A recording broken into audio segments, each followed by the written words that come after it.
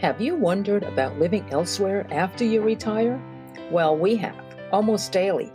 As you know, it's not an overnight decision. Hi, this is Gil. And Jean. Of Retire There, a podcast about places to consider living in during your retirement. We started this show for selfish reasons. We will be retiring in the next few years, but we're not sure where. Then a light bulb went off in Jean's head. He asked, what are others doing? With so many baby boomers retiring, there must be many relocating. Let's connect with them and pick their brains. But first, a little background about us. I'm Asian, born in Brazil, and raised in Brooklyn. I'm an engineer turned attorney and practicing higher ed law at a college, and I love working with students, faculty, and staff. And now, I'm a podcaster. All right. I'm not Asian. Born and raised in Long Island, New York, a place I've always wanted to leave. I'm a law librarian working in a court who loves his job. We've lived in Bay Ridge, Brooklyn, New York for many years and have been thinking about our future home. So we will be speaking to folks from around the world who have moved to venues of their dreams and more. And we will share their intimate secrets. Whoa! Just kidding.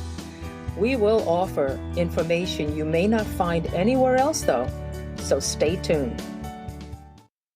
In today's episode, we travel to Cary, North Carolina to chat with Herbert Walker.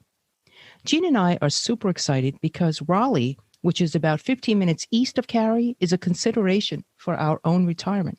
I don't know if you know this, Jean, but people call Cary the Containment Area for Relocated Yankees. Herb grew up in Washington, D.C., earned a bachelor's degree in accounting and business administration from Morgan State University. Herb was a program analyst with the federal government for 30 years, and he retired in October of 2019. Herb is really enjoying retirement. Here are some of the activities and interests he has: hiking, watching sports, road trips, exercise, and wine tasting. Yeah, and he's also a volunteer retirement coach. I'm dying to hear about that. Yeah, what is that? Herb's motto is life begins at the end of your comfort zone. That kind of scares me, but I get it. And he notes retirement is awesome. So Herb, thank you for sharing your story with our listeners. Walk us through why you decided to move to Cary, North Carolina from Washington, D.C. Good morning for having me. It's Saturday morning in Cary. It's a bright, sunny day, not a cloud in the sky. I just came back from the gym. It's beautiful here. And I'm going to kind of go back a little bit, like how did I actually get to this point? Like I said before, I spent 30 years in the federal government. I discovered around the 27th year that I was out of gas mentally. I loved the job. I loved the people there, but I had really had enough. And at the same time, something happened to me.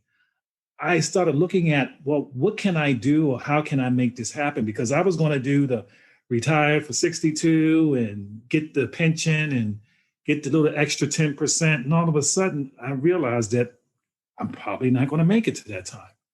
So I worked in an organization where people put a high emphasis on money and finances. And at the same time, I discovered something called a FIRE movement, which is the Financial Independence Retired Early movement. And I started listening to podcasts. I went on the internet. I heard about Mr. Money Mustache, and I tried soaking all this information up because I had a 75-minute commute to Washington, D.C. every day. Wow. And I spent all this time looking at this, and I said, you know what? Is it possible that I could retire? So I asked God, I said, God, I went to the universe, God, however you want to put it, your definition of it. And I said, God, if you allow me to retire, I will spend my life encouraging other people to live a life of freedom. Because who said that we have to retire at 65? Who made up that rule? I know, right? And I started challenging that.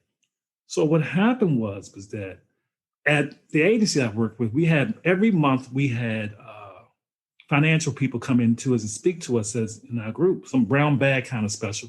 And one day while I was at my desk, I was just listening to this guy from the conference call, and I liked what he said. And so I made an appointment with him, and I immediately went down and showed him my portfolio, what I had, and I'm strutting, and I'm like, yeah, I saved a couple of dollars here. And he looked at it, and he said, Mr. Walker, I'd like to see you with more money. I said, oh my God. So he was politely telling me that I didn't have enough to retire for the lifestyle I wanted. So I was a little bit discouraged, and I shared this with a friend. She listened, and then something came over me and said, why don't you just try to get to the goal? He told me what the goal was. He told me what the number was, and I thought it was impossible to reach in the time frame because I wanted to retire. I made in my mind at that time I wanted to retire immediately after I became eligible for full benefits. Well, I decided to start putting all my money into retirement. I just became disciplined, and I cut out a few vacations and so forth. In 1 month before I became eligible to retire, I made the number that he said. Wow. Whoa. And so I looked at it as a sign. I also had another issue. The IRS said, you owe $20,000. I'm getting this letter. I'm like, I owe $20,000 and I'm about to retire in a month. And at this point, I hadn't shared this with just a few close friends. Well, I hired an accountant. We cleared up the paperwork, and it came down to $340. So I took this all as a sign, like this is time to go. So in the government, there's a website that has a countdown clock. And the countdown clock tells you when you are eligible for what we call MRA, minimum requirement age. And in this case, I had to be at least 56 years old, and I had to have 30 years of public service. And at this point, I'm counting down, and I see the clock, and the clock is ticking. And on September, I think it was September 20th or something like that, I'm at dinner with a friend, and we're drinking wine, and we're having Italian meals, delicious, and it's on a Friday. And I said, at 12 o'clock midnight, I become eligible. What a great feeling, man. And that night, Saturday morning, I woke up, I said, I am eligible for full benefits. Monday morning at 8:30, I went into the director's office and told him I am done.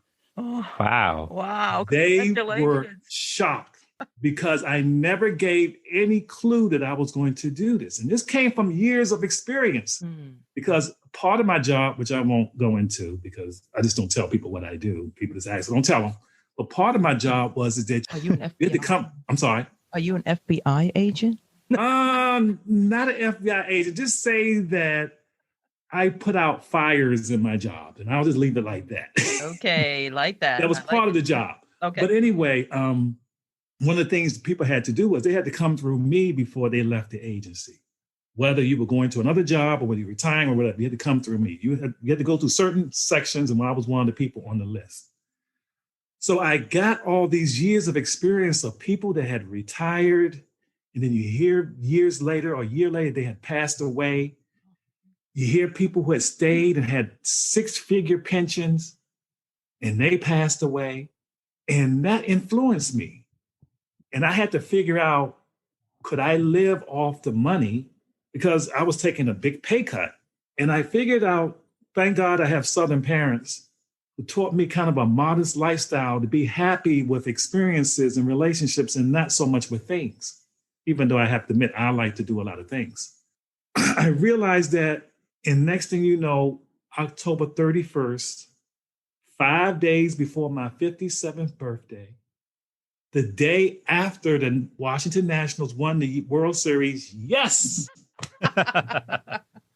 I was retired. Woo, nice. All right. It was the most amazing feeling, and it was scary too. And I think that's why I got the phrase that life begins at the end of your comfort zone, because I knew that financially I was leaving a lot of money on the table. But mentally, I also knew that I was done. And physically, I wasn't in the best of health. I thought I was, until a friend took a picture of me from the side view profile, and I realized I looked about 7 months pregnant. Oh, And I shouldn't. I said to a guy who exercises and done things like jump skydiving and stair climb the second tallest building in North America 7 months after having a heart procedure, well, I realized that this was not a good look and that I was not taking care of myself physically, even though I loved what I was doing. So I think the stress of the job, I was eating more, maybe drinking my wine, this not exercising. So I knew that I needed a change. I had planned on leaving and relocating, but the tough part was I was leaving my family and friends, and I was relocating, and I had never moved any place in my entire life. And I was doing this alone. So at one point I was nervous about it, but on the other side, I was excited about it. So the pandemic hit 4 months or 5 months after I retired, which I was not planning on, of course. That wasn't part of my retirement plan. And then I stayed in Maryland. And then one day I said, you said you was going to retire. Everybody's telling you not to relocate in the pandemic. What is stopping you? Well, I had a lot to lose, of course, because I wasn't healthy. And I kept thinking, well, you have a lot more to gain by relocating. My friends thought I was insane, and it's not the first time they thought I was nuts. And I relocated to Cary, North Carolina, without knowing anyone. Now, how do I pick Cary, North Carolina? Cary, North Carolina actually was the last place on my list of cities. I had researched places over the years. I had been to Phoenix, Arizona when I retired. After going on a trip to the West Coast, went to Phoenix, Arizona. I enjoyed Phoenix, Arizona. It was beautiful. Problem was, it was way on the West Coast. And I heard about $300 and $400 utility bills. I got a little nervous. And I heard about the weather being so hot that people literally had swimming pools open 24 hours at some of these apartment complexes. And I was, oh boy, this is really hot. And I thought about COVID. When COVID came, and I said, that's just too far to be away from home. My first choice was Tampa, Florida, because I love the beach. Matter of fact, my email address is beach lovers for you ladies out there.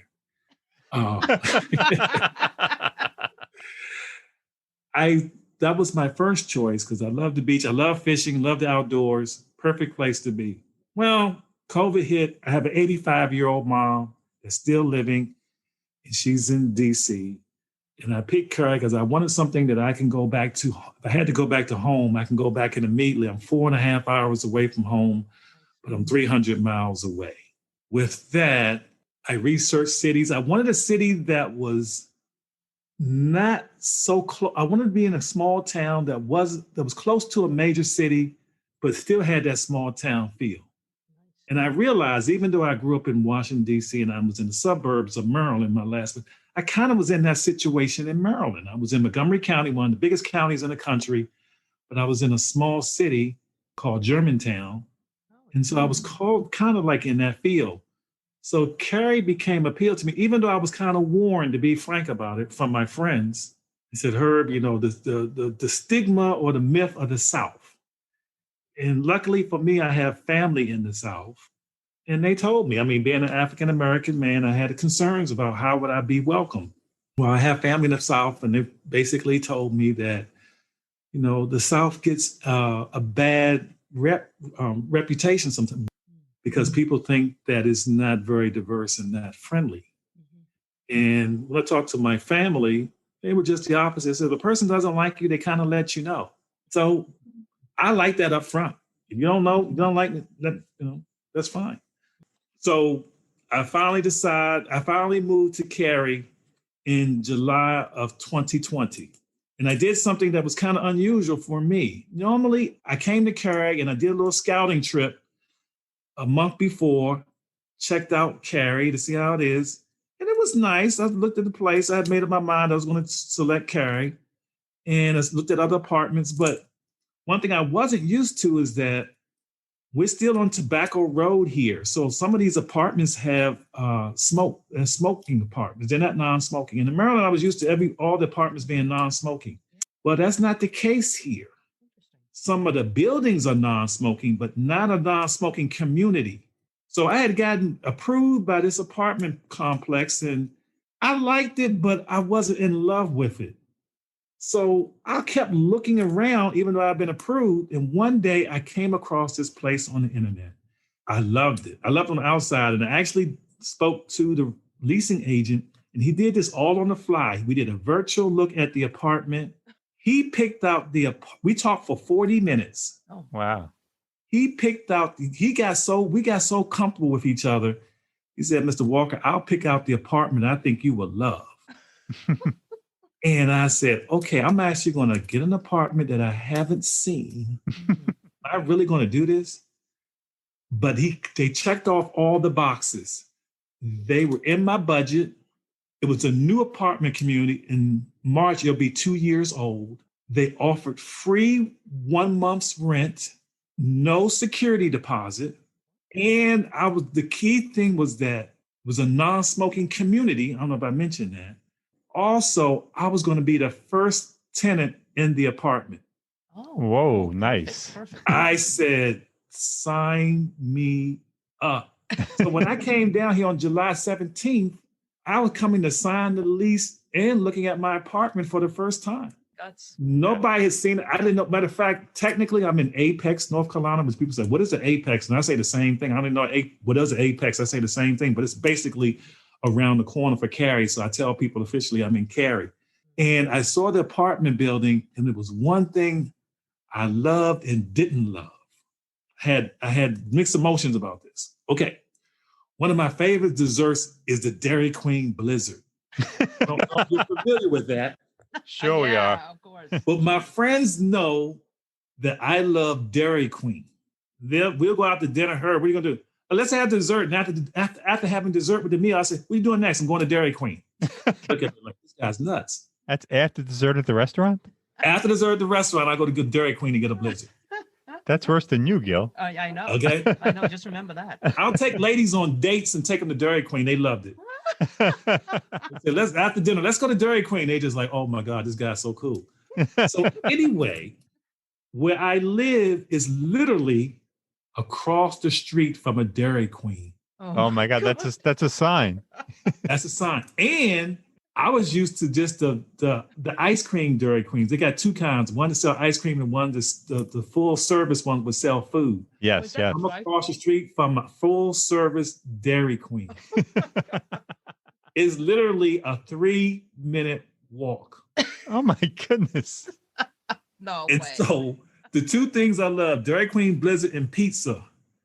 The local pizza restaurant is across the street from the Dairy Queen. I said, oh my God, I'm gonna gain 400 pounds here and go on cardiac arrest. Yeah, that could be trouble. And so I said, this was the place for me. How's the pizza down there? You know, I think if you come down here, you might be a little disappointed compared to New York. It's okay, but the thing about what I love about Cary too is that it is so big as far as Raleigh-Durham area. I'm just scratching the surface.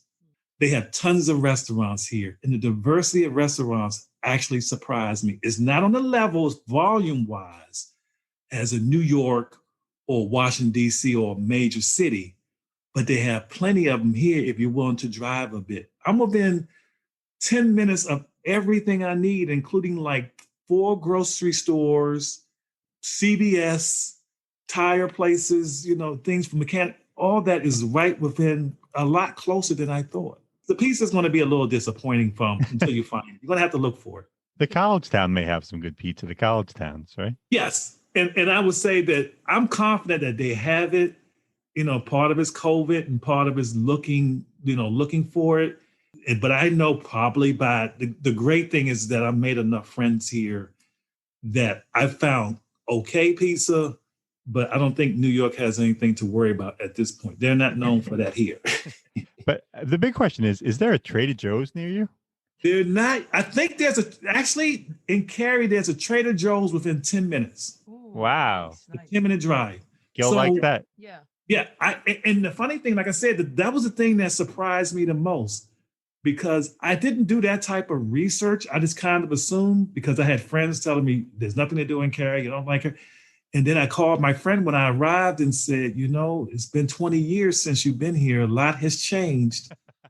And so all those things. Oh, and this is also I'm 7 minutes away from a Whole Foods store. They have Mercedes. They have a Maserati in Cary, a Maserati dealership. They have a Rolls Royce dealership Oh in my Raleigh. goodness. Yeah, what do you So mean? let's not say that there's no money here. There's money here from, like you said, from the north. They're coming down here. There's money here. As a result, you have all the services and things that you need. May not be as in abundance, but it's here. So Herb, talk to us about healthcare. Was that on the list? I'm assuming it was. And how's that been treating you? Well, it was a major concern because I have cardiovascular disease, and I think I mentioned earlier, I had a heart procedure. So that was one of the things that I was concerned about was the healthcare. I was going to go someplace to make sure that there was plenty of healthcare and it was very, not just adequate, but just pretty good healthcare because I was used to being in the Maryland, Virginia area, Maryland, DC area, that healthcare is one of the finest in the country, especially Johns Hopkins and so forth. So the Duke universities here within a half hour. We have other hospitals that are a lot closer. So the hospitals is top notch. Matter of fact, I had a little bit of health concerns when I came here in the past, I guess 6 weeks. In a 6 weeks time span, I went to like 6 different doctors and the doctors were great. I found these people online. But that wasn't the great thing about online is that they do reviews on doctors as well. You'll get a true feel for the doctor. I found a great primary care doctor, and then I kind of went from there.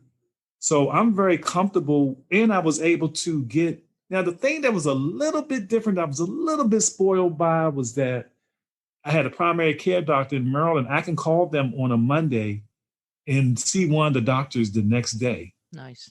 That was very common for this particular practice. Mm-hmm. Here, it may be a week, maybe 10 days. It seems like, they have a lot of people moving here now. So you're going to have patience in that area. But once you get in, it's fine. Yeah. It's pretty good. And you said you mentioned that you've lost some weight, huh?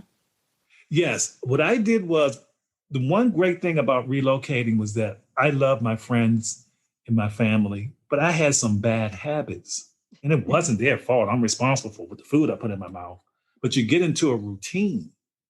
And so when I came down here by myself, I had to develop a so-called routine. And one of the things I wanted to do was lose the weight because when I retired, I was obese. The doctor wanted me to lose weight, and I needed to. But I love food. I'm not going to sit and lie to you. I'm one of those people, if I'm married or living with a woman, I'm like, hey, we having breakfast. Like, okay, what's for dinner? She's looking at me like, you haven't finished breakfast yet. Like, you want to know yeah, I want to know what's for dinner. I'm thinking about food. So anyway, I started to walk. I was concerned about COVID. I'm 3 miles away from a beautiful park that has water in a lake, and it's a 2-mile loop. And I have now very easily do 15,000 steps in one day. I do that 5 times a week. I walk. I practice intermittent fasting. My first meal is at 12 o'clock. I eat from 12 to 8, but I still eat what I want. Not as much. I eat better now. And I've lost 35 pounds. Whoa, Nice. congratulations. Thank you. So my goal is to lose maybe another 20 pounds. Whoa. And then I'm going to start going out to the baby boomers and say, get off your butt and stop telling me how great retirement is. Get off your butt at 8 o'clock. Get out there and start walking. But I have to be the example first. And that's turning into my passion. Yeah, I thought walking was boring. Walking, in my opinion, is the best exercise you can do, hands down. Well, it also helps to walk in a nice area. Yes, it helps to walk in a nice area. And that was one of the great things about Cary, too, which really surprised me. I didn't know how I was going to be welcomed here. So I got here and I started walking, and I'm walking around, and this African-American man in the summertime with shades on and a mask on his face. Oh. In the summer when COVID numbers are going down, and I thought people were going to look at me like I was a bank robber or something. And it's like, no, they spoke and they said hello. That's the charm of the South. Nice. In Maryland, people are nice, but they're lukewarm and they have to warm up to you. It takes a lot of energy for you to get people to start warming up to. Lukewarm, Sure. love it. Lukewarm. But here in the South, they'll start speaking to you. They'll have questions. They'll ask you things that you're not ready to answer, but they'll do it. Just the other day, I was walking with a lady, and we had seen each other. We walked and we say hi, and she just immediately stopped me and she says, Herb, I'm moving 20 miles away in the other part of the direction. Give me your cell number so we can keep in touch. That was our first conversation we had. Oh, that was nice. That was sweet. That was nice. And she introduced herself. She was actually from New York. Of course. And she was we're warm. herself, and we all talked about how we love it here. And that's another thing about Cary. I was surprised how many people relocated and lived here. And they were happy. The people I've come into have relocated here and they've stayed. They have not left. They all have a story and they have not left. Whether it's the person at Walmart, whether it's the person that has their own business, it doesn't matter. You got a lot of transplants here. Yeah, and I love that. That's what brings all that diversity. I mean, I couldn't go anywhere without feeling that same kind of welcomeness. I mean, I can deal with the lukewarmness. I mean, New York can be cold, right?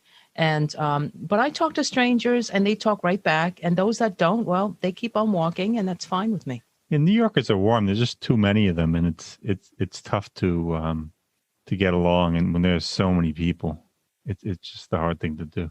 Yeah. But inside, New Yorkers are very warm people, I think. Yeah. Herb, what kinds of entertainment are you close to? 25 minutes from downtown Raleigh.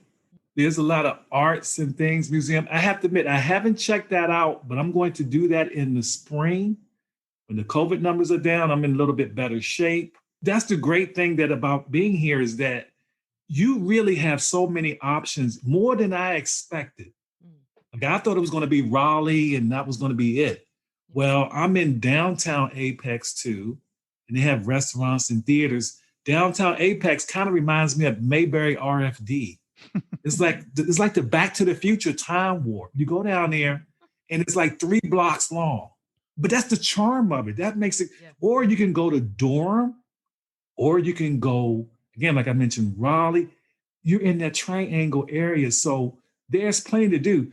And matter of fact, another thing that surprised me was the outdoors. There's like so many places here to go walking, hiking, biking. You really have a lot of things. It's not going to be at the cultural level, of course, of a major city, but you can spend a lot of time getting involved and looking at different places around here. There's plenty to do. A lot of things are shut down because of COVID, but I'm going to start going to the museums in the spring. I'm going to take advantage of being retired and go during the week instead of on the weekends. So it's really a matter of what the options are for me, what I exercise those options. And I know you said you like sports. I know COVID's around, so you haven't gone yet. But do you plan on going to any Duke or North Carolina basketball games? I don't like the Duke team. I'm from Maryland. I don't either. I root against them. I still root against them, even though I'm living here. I'm not going to go to a Duke game ever. But I am going to go to a Durham Bulls game because I'm a huge baseball fan. I can't stand to watch baseball on TV for 5 minutes, but I'll go to a baseball park in a minute. It's something about the charm, being around the crowds. I've been around spring training in Florida. I've been to 12 baseball stadiums, Major League Baseball stadiums. Nice.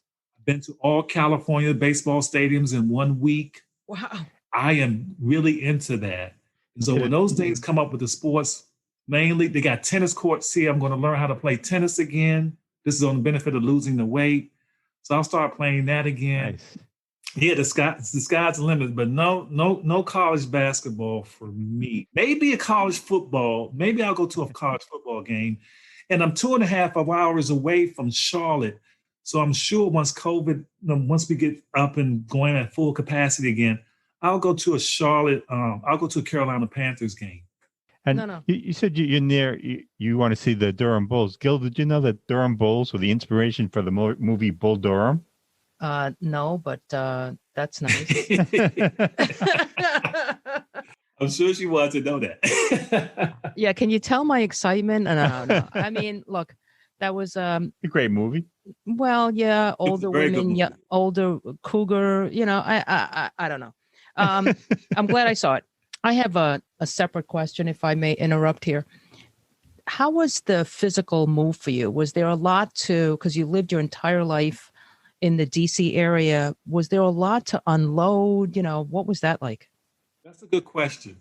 I made a decision when I decided to retire and relocate that I was going to leave the past behind, that I was going to make a fresh start. So I was renting this 3-bedroom house and had a basement, and it was full of stuff. Oy. And so instead of me going through all the stuff, I said to myself, when is the last time you've been down here to look for something? Mm-hmm. So if you haven't been down here in like 2 years, you don't need it. That's right.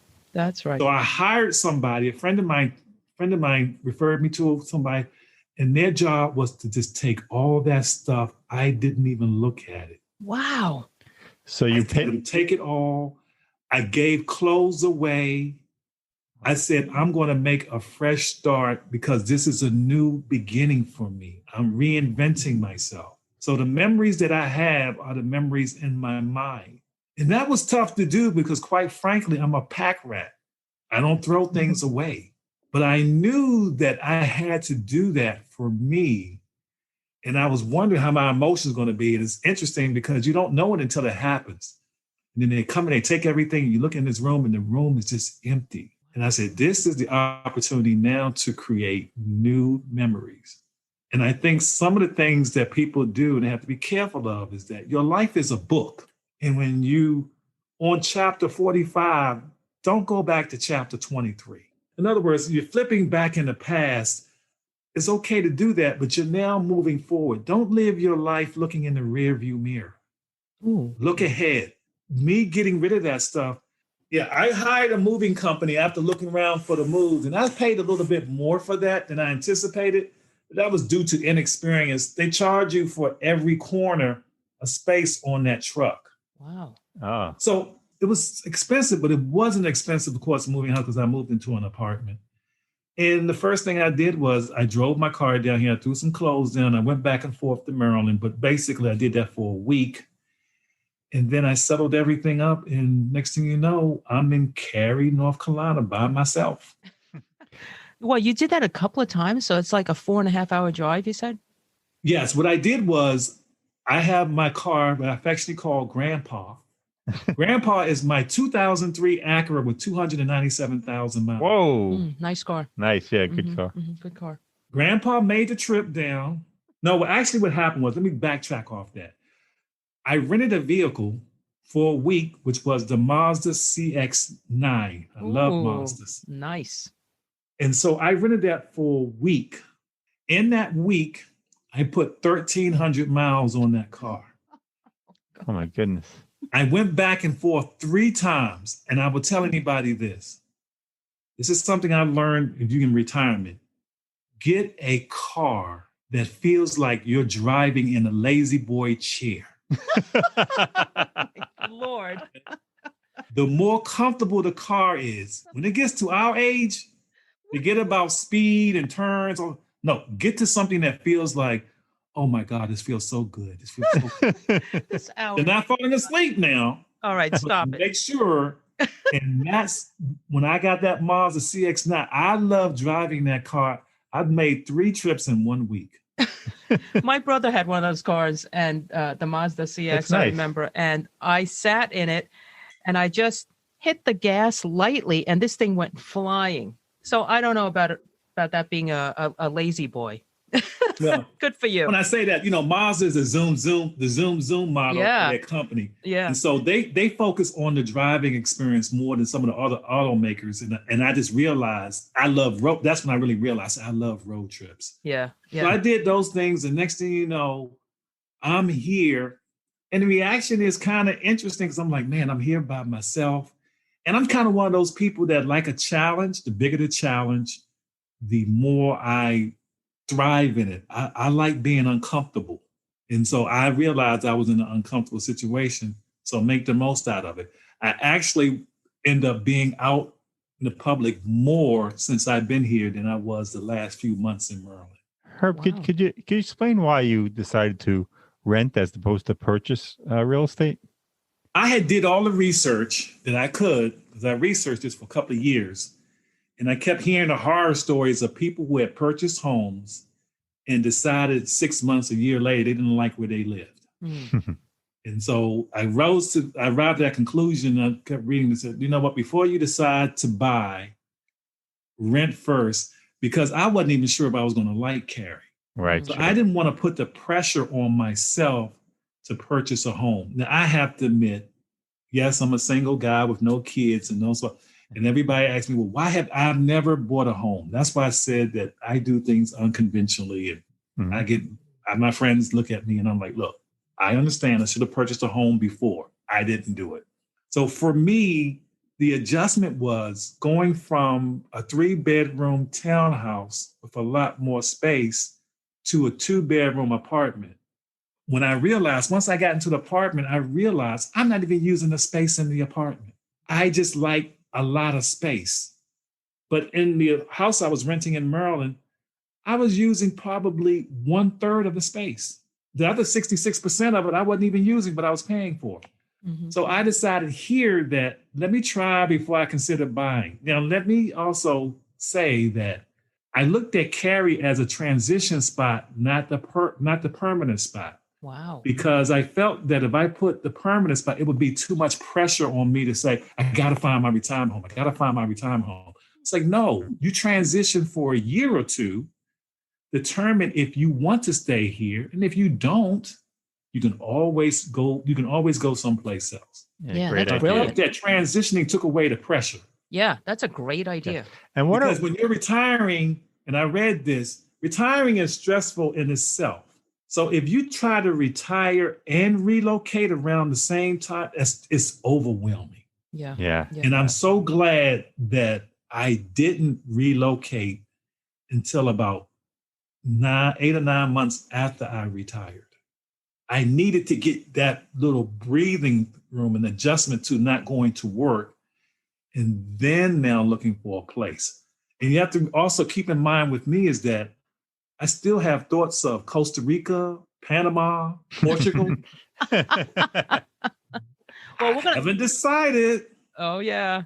Well, we're gonna So- follow you if you move Yeah, there. Another episode. Another episode. that's another episode. I haven't decided whether I will relocate or retire there. Right now, it's the States, and right now it's Cary. Right now it's Cary, and I love it here. So I'll just say for right now, we're in the right spot for my transition. Cool. Cool. And what are the real estate and rental prices like in Cary? Well, coming from Maryland, I'm going to say this: coming from Maryland is all relative. Now, coming from Maryland, it's not unusual to pay $2,200 a month for rent, the 2-bedroom part in Montgomery County, Maryland. Wow. Now, where I am, I'm in a 2-bedroom apartment, microwave, dishwasher, all the modern amenities. I have a storage I have my own personal storage thing that I pay extra for. I get trash taken out 5 days a week. And my savings is $600 a month for what I was paying in Maryland. Oh, nice. Nice. So I haven't gone into personally, I haven't addressed the taxes issue. People ask me about taxes. I know it's cheaper, but I was so focused on the $600 savings. I said, I know that it's not as expensive as Maryland. Maryland is one of the most expensive places tax-wise in the country. It just is. So I know North Carolina is cheaper. But I was more concerned about the rent because My goal was to live within my means with my pension. And Maryland was taking too much of a chunk out of that. And $600 is a difference. It's not $100 and $200. I mean, people were surprised when I told them, look, I'm saving $600 off the top. That's a lot of money. Yeah. It's a lot of money. Guess what Herb did with that money? Herb went out and purchased a 2020 CX-5 Mazda. All right. I just heard you say that you paid a little more for a storage facility. Now, Mr. Money Mustache, what do you think he would think about that? And you said that you got rid of a lot of stuff. Why are you renting a storage facility? I got rid of a lot of stuff. I ain't giving it everything. I got rid of a lot of stuff. I had 30 years of stuff. So I knocked it down to about 3 years of stuff. Oh my God. So there's a little small facility that's literally right here at the community that I can walk to about 400 feet away from me. And I kept a few things very small. It's not a lot in there. And I paid for that and it was worth the cost. And when I factor that into my overall savings, that the savings of $600 a month includes that and includes trash pickup. I get trash pickup Sunday through Thursday. I did not have that in Maryland. I create trash at this point. All right. All right. It's like this is great. They come pick it up every night. They keep the place clean. So those things were fitting in my budget. At the end of the day, my budget, and I did work on this the other night. My living expense is under $3,000 a month, and that includes the new car. Oh, wow. Okay. Nice. Single And man. that includes the rent and the new car. Yeah. Single That's man nice, getting yeah. out there. That's pretty good. And I'm lucky, and I could not do that in Maryland. That frees up. I love road trips. And one of the selling points when I moved here, when I talked to the leasing agent was that he said, you're so close to the beach, you can do a beach drive. And you can do a beach in the same day and come back and forth. Now, close is 2 hours, but still, for me, 2 hours is nothing. Especially in your new car. Yeah. Especially, look, the first month, I think I did 3,000 miles the first month. Oh my goodness. Wow. So for those of us not familiar with the area, where's the nearest international airport? Raleigh International is probably about 20 minutes away from Cary. Excellent. Oh, wow. So that was a major plus that I'm close to an international airport. And a lot of people, I noticed they focus so much on like Charlotte. And Charlotte is not the capital. Raleigh is. So with that, you do have the amenities and people are starting to find out more about Raleigh. I have a friend that sells real estate and she's been doing it for about a year. She is extremely busy. Wow. Nice. Because the housing, people are buying houses over cost here now, above cost, above the asking price. Yes. And that's another thing. When you're in a place like this, it's a hot market here. And so I had to kind of make a decision fairly quickly on whether I'm going to live here permanently because the housing prices keep going up. That's a good point. Well, you could always buy and then it'll go up and you'll make it, I can always buy or, I have a friend in Florida. I haven't ruled it out. She's like, Herb, come on down here. She found a 3-bedroom, 2-bath house, 30 years old. No, I'm sorry. Yeah, 30 years old with a swimming pool for $225. No. That's incredible. This brings me to the thought of weather. So I understand that Florida has 4 seasons and they're all hot. North Carolina is a little more comfortable. Tell us, would you move to Florida for the weather or what's the weather like in North Carolina?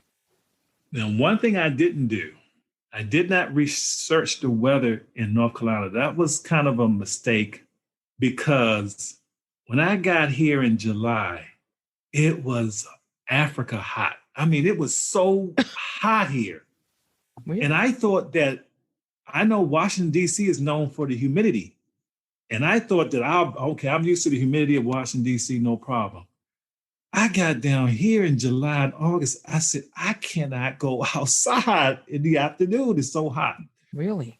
And so I talked to a few people and people said, Herb, don't worry. By September, October, Herb, it's beautiful here. Don't worry about it. Just a few months. That time, and I was like, oh my God, they're right.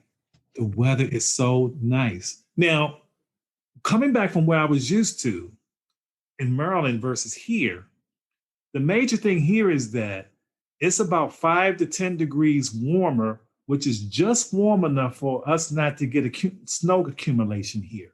So you have the 4 seasons here in Cary. It's just a little bit, but it's warm enough. For example, one time recently, my friends in Maryland got snow. We got rain. So the thing that I've been told here that hasn't happened yet, they say you might have ice issues here. But I laugh because some of the people here, they get 1 inch of snow. And what I've been told, they go crazy off of 1 inch of snow. Right. So it doesn't happen that often. It does happen. Right now, today, it's going to be, for me, 49 degrees in late January. I'll take that as opposed to 35 degrees in Maryland. I'm going to take that any day. Now, compared to Florida, no, it's not going to compare to Florida. But from what I've heard from Florida, it gets pretty hot year round there too. Yeah. So I think you have a lot of people coming here because you have the outdoors, you have the seasons, you have the mountains, you have the beaches, you have the diversity of the different cities. It's a lot more. I'm not Florida's great. It's just that I noticed here, and the cost of living compared to the North. You come down here from New York, you're going to see the difference in your pocket like right away. Wow. And I want to go back to transportation for a second. Is there an Amtrak station around? There's an Amtrak station in Raleigh, and I think that's about 25 minutes away. Mm-hmm.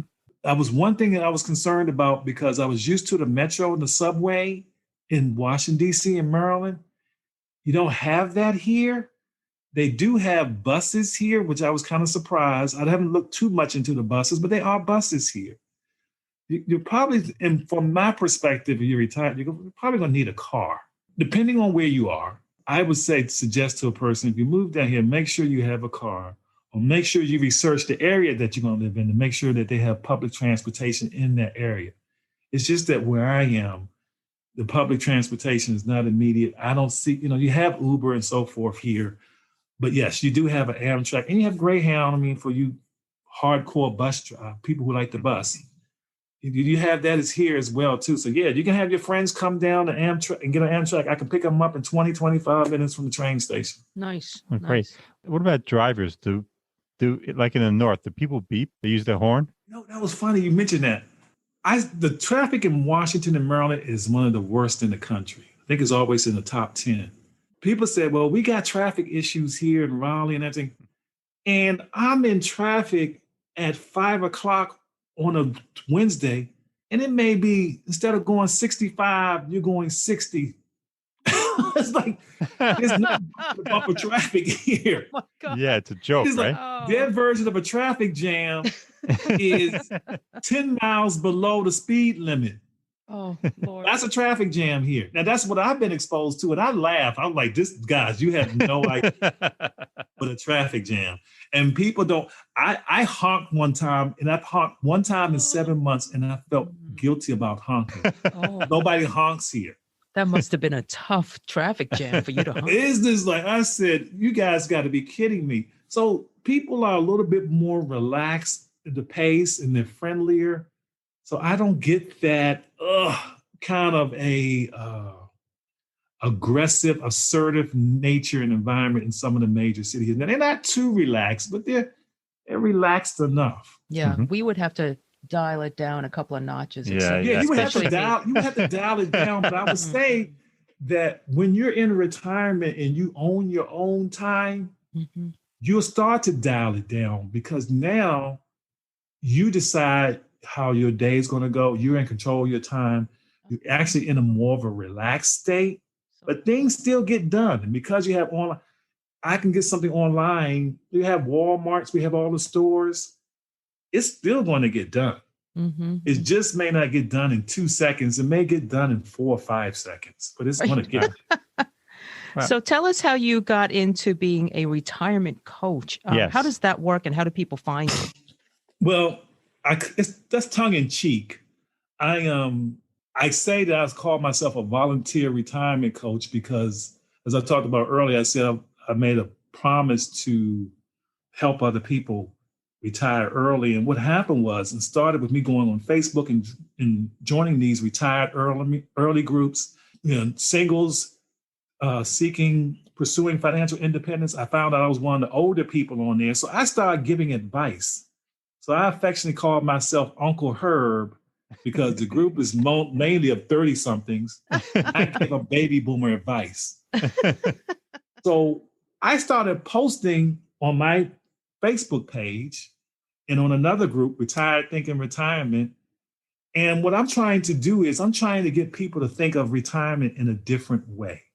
I'm trying to change the image of what retirement is. Good for you. In the past, I think it's too much been as sitting on the porch, having a cup of coffee or a glass of wine or your cocktail and thinking back on your career. And I'm like, no, it's not that. It's not over. It's not over. It's just the beginning.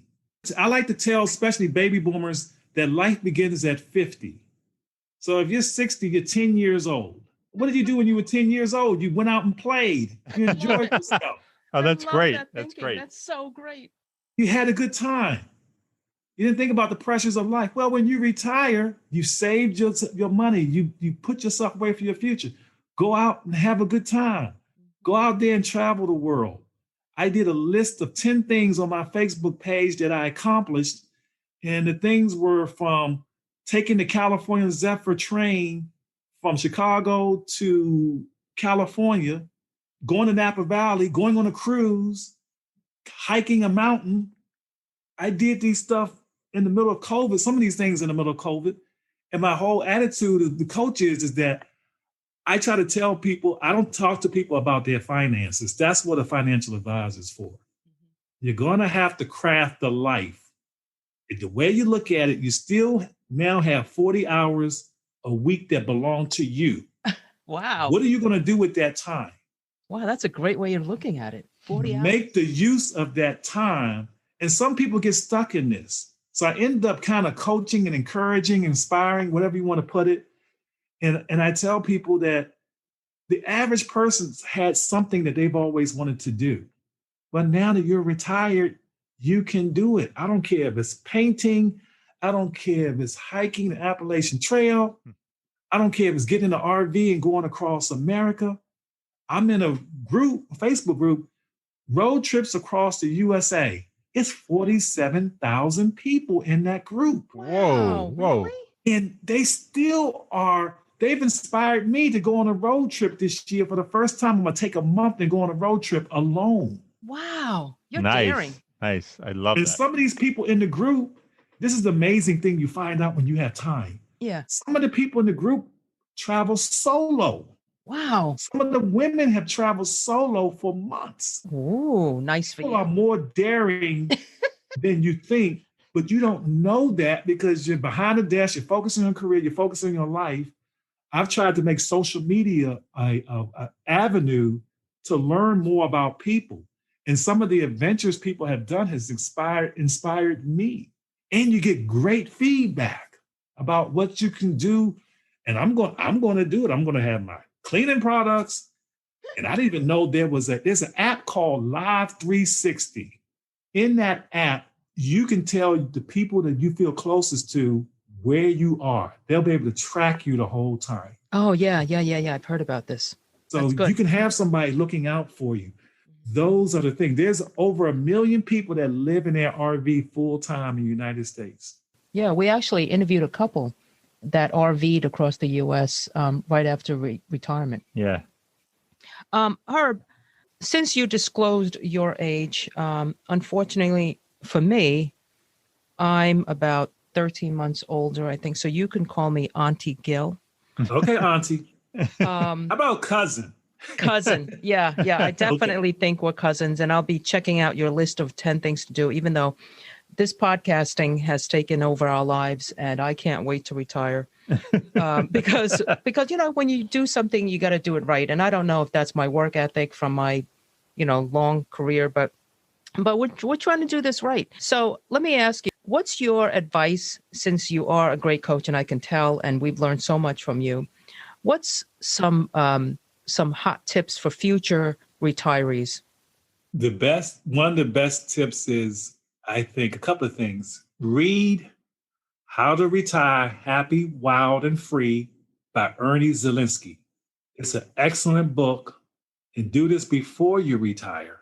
And it talks about the lifestyle, the life. It does not talk about the finance side, because you should be working on that with your advisor. Mm-hmm. From the financial side is that, and this kind of surprises me, but when you go from a saver and try to transition to a spender, get in the habit of enjoying your money that you've saved. Don't necessarily leave everything to the kids. The next generation is not going to take care of it like you did. You can leave money for your kids. You can leave a legacy and still enjoy yourself. And don't take anything for granted. Unfortunately, my sister passed away at 65 years old on Christmas night. It happened over a period of time, like 6 months she was gone. I was my only sibling. Mm-hmm. And that was part of my motivation for retirement, was going to spend time with her. Oh. And I got to recalibrate. But you can do that. Look at retirement with excitement and enthusiasm instead of looking at it as a trip to the dentist.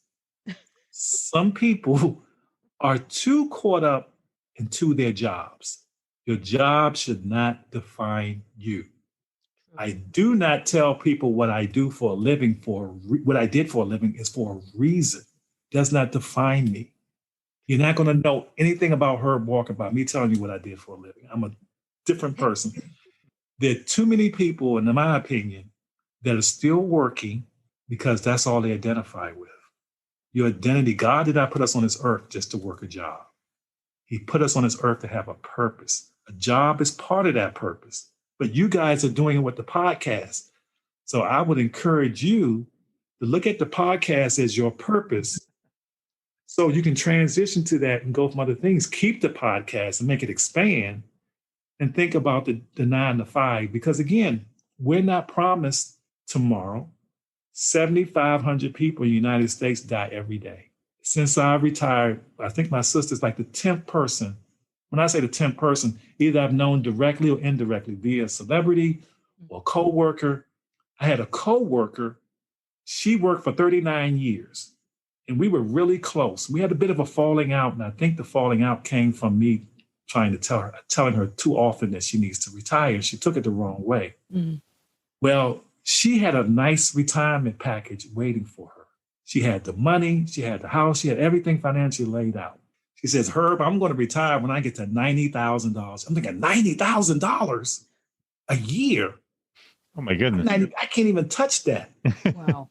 She got sick. No. She was at work. She ended up having back surgery. And 3 months after I retired, I got a text message that she had passed away. Oh, my goodness. Oh, so sad. Did not enjoy one day of retirement. She left. She had a son and a grandmother.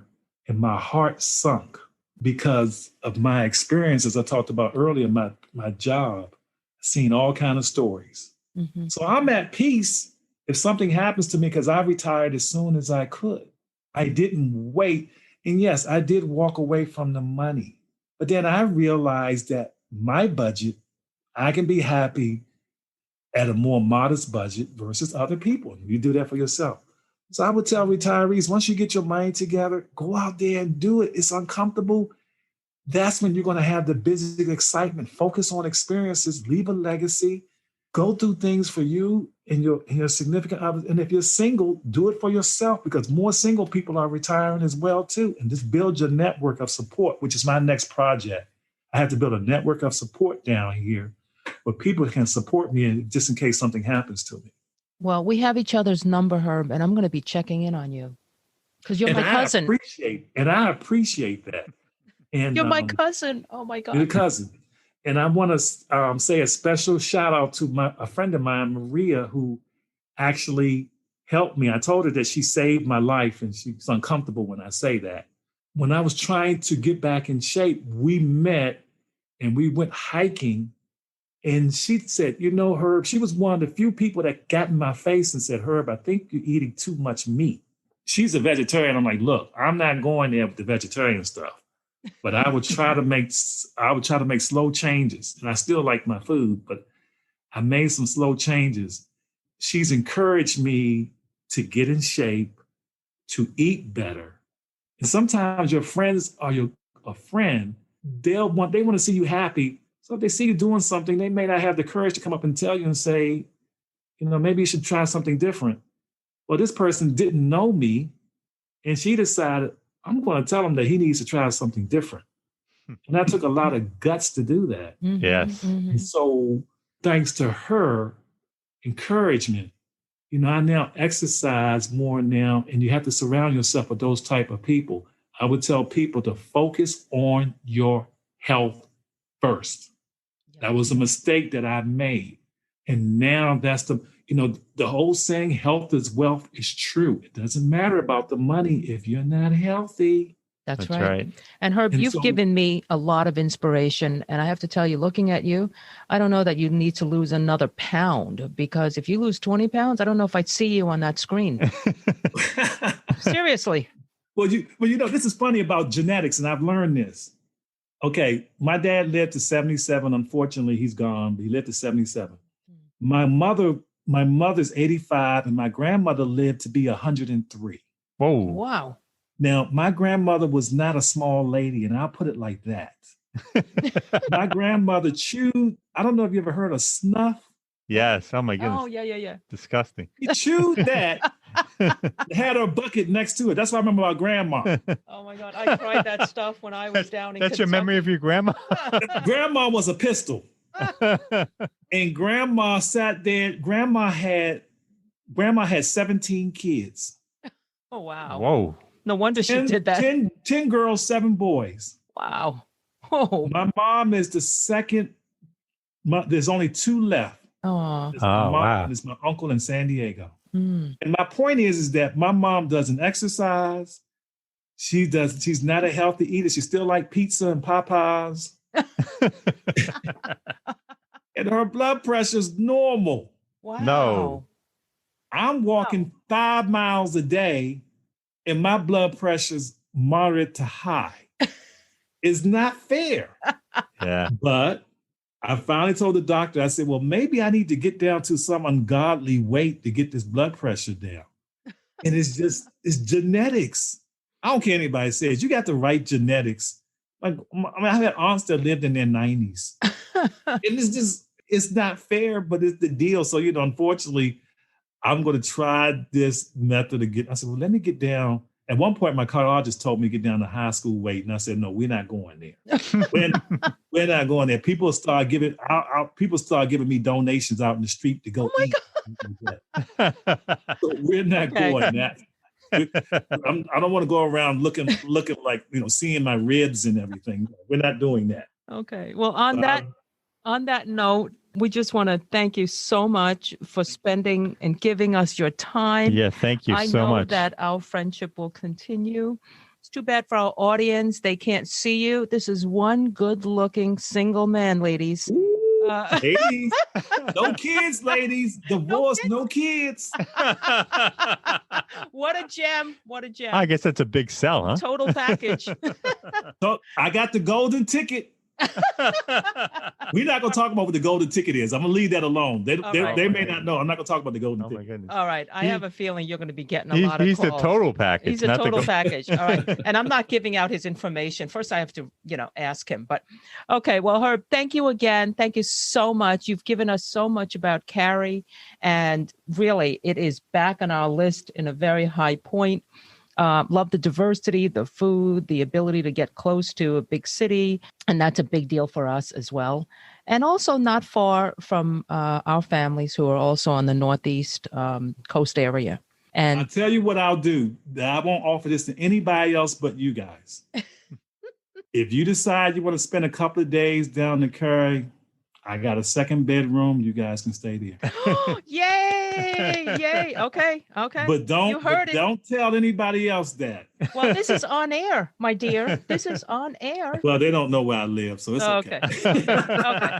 All right. We'll talk soon. All right. Thank you so much. Take care. Thanks for having me. I appreciate it. You too. Thank Bye. you. Bye-bye. We hope you enjoyed our show. If you know of someone who relocated for retirement and wishes to share their story, please reach out to us. We'd love to hear from you. Our email address is gg@retirethere.com.